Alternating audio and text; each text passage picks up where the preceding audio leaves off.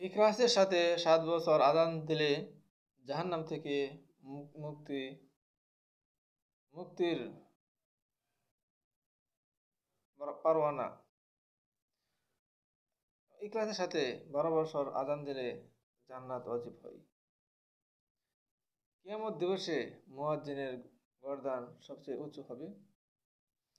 কিয়ামতের দিন মুয়াজ্জিনের জন্য সবকিছু সাক্ষ্য দিবে।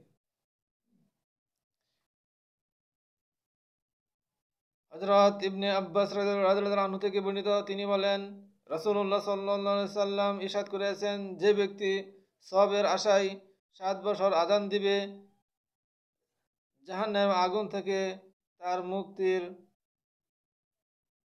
পরোয়ানা লিখে দেওয়া হবে। তিরমিজি 206 নং হাদিস থেকে জানা যায়।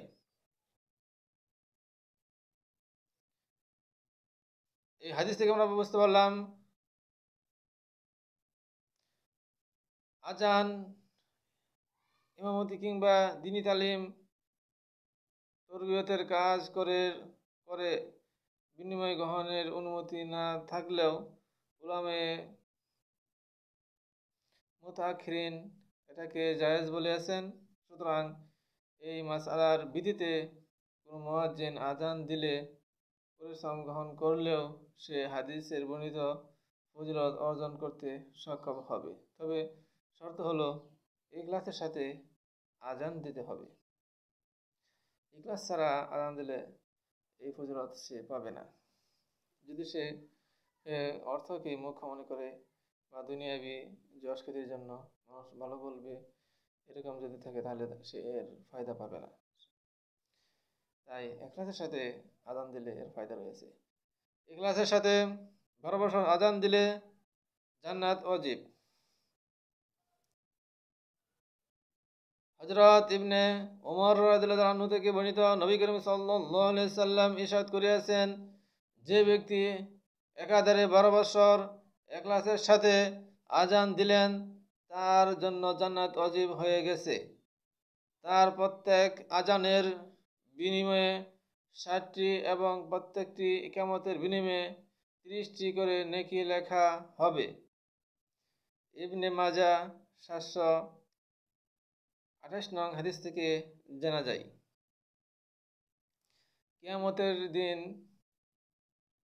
কিয়ামত দিবসে মুয়াজ্জিনের গর্দান সবচেয়ে উঁচু হবে। হযরত তালহা ইবনে ইয়াহইয়া রাদিয়াল্লাহু আনহু তার চাচা থেকে বর্ণনা করেন, তিনি বলেন, একবার আমি মুয়াবিয়া ইবনে আবু সুফিয়ানের নিকট ছিলাম। এমন সময় একজন মুয়াজ্জিন এসে তাকে নামাজের জন্য আহ্বান করলো।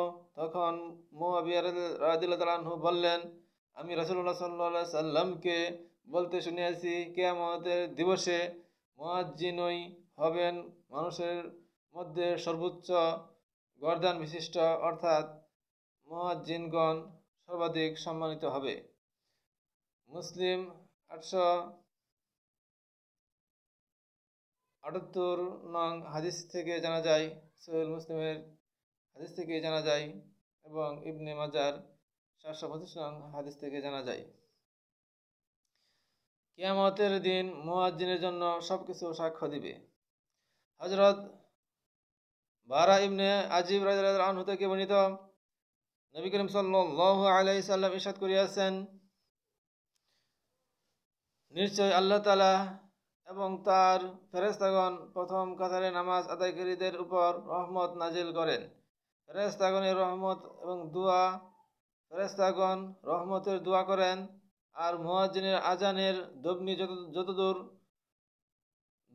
যত বেশি হয় সেই অনুযায়ী তার গুনাহ ক্ষমা করে দেওয়া হয়। যে সকল প্রাণী এবং হিংস্র বস্তু তার আওয়াজ শুনতে পায়, সকলে তার সততার সাক্ষ্য প্রদান করে। আর মুয়াজ্জিনের সেই সব নামাজীর সমপরিমাণ সওয়াব লাভ করে যারা তার সাথে জামাতে নামাজ আদায় করে। নাসাই 645 নং হাদিস থেকে জানা যায়।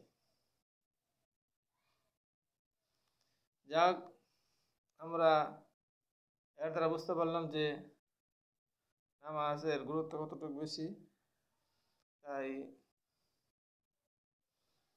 আমরা আজান, একামত দিয়ে নামাজ পড়ার চেষ্টা করব।